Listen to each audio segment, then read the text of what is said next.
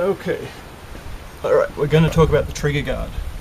Same thing, this applies to any and all Enfields, and the trigger guard has a lot to do with the Enfield's accuracy.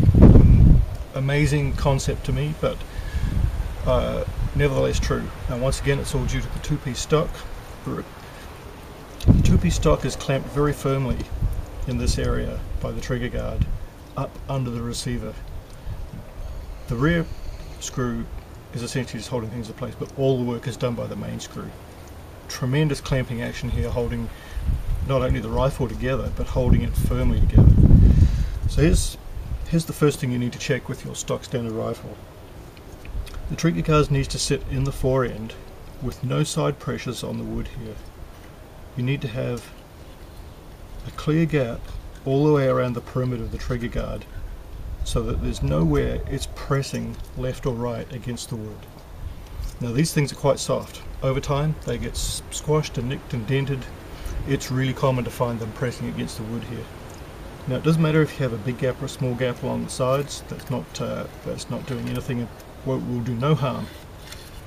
But it must not be pressing in one area, having like a big sideways list. Now it doesn't have to be straight the way it was made from the factory like that. It just has to be free from unwanted contact with the wood. The place that trigger guards have to be straight is along this top edge. So get yourself a steel ruler, lay it along the top edge of your trigger guard like this. These lines, they're slightly different on the number 1 Mark III and the number 4. Trigger guard's a slightly different shape. But the trigger guard needs to be absolutely flat along this line. It's not necessarily as obvious as we'd like it in this little video, but once you've got it out of the rifle and against a ruler, you can see it very clearly. Just get a light hammer with a nylon tip, or a block of wood, or a pair of pliers with the grips protected so that it doesn't mark up the metal. But whatever it takes to do the job, straighten that puppy up. Now, one of the most important jobs for accuracy that the trigger guard does is puts upward pressure in this rear segment here, in this direction, up under the rear of the receiver. Now the way the trigger guard does this is because the main screw forces it down and it becomes like a wedge against the wood. However, guess what? The wood shrinks over time under here, and it's really common to find that there's no contact between the trigger guard and the wood. So that only means there's no clamping action, but it means that there's room for things to move around, and that's completely not what we don't want.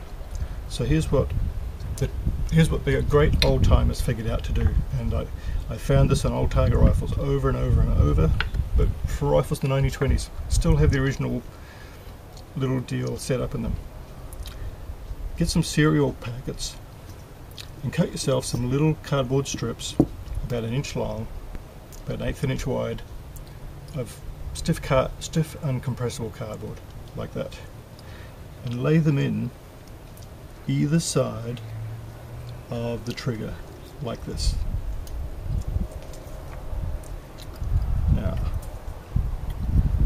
Now you can stack those up a couple deep if need be, but here's what you're trying to achieve by doing that. Gently put the trigger guard back into the stock. Now what we're trying to achieve is, at this front corner here, at that front corner there, we want this to be slightly proud of the wood, approximately right there, no more than 1/16 of 1 inch. Got that?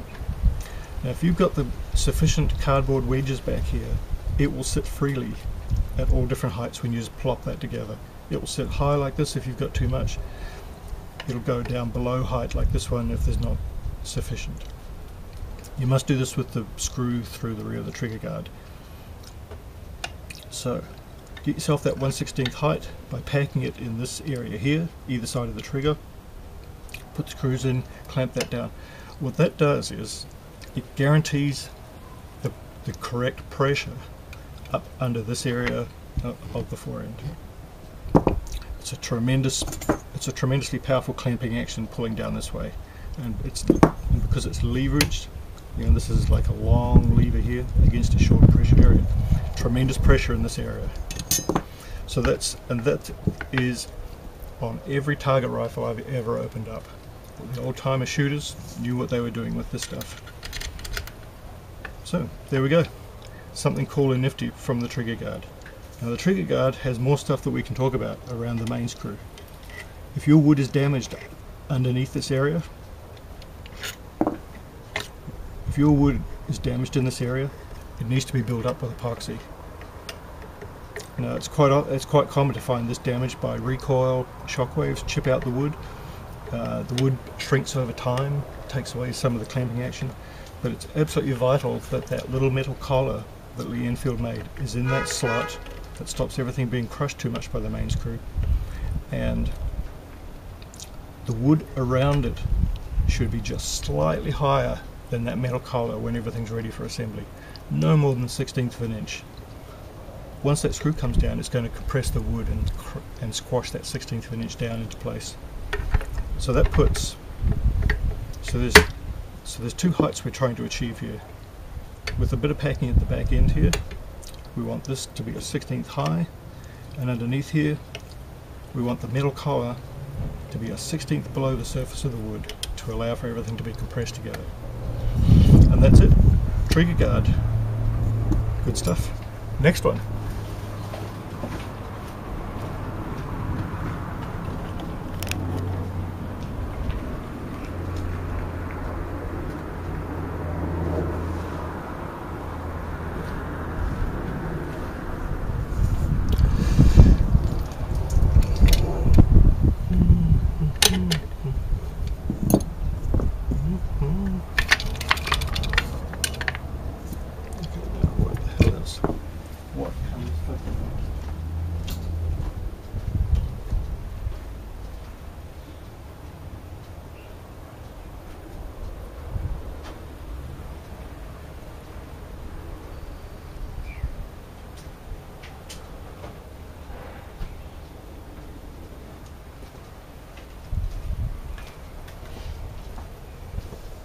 So there's two.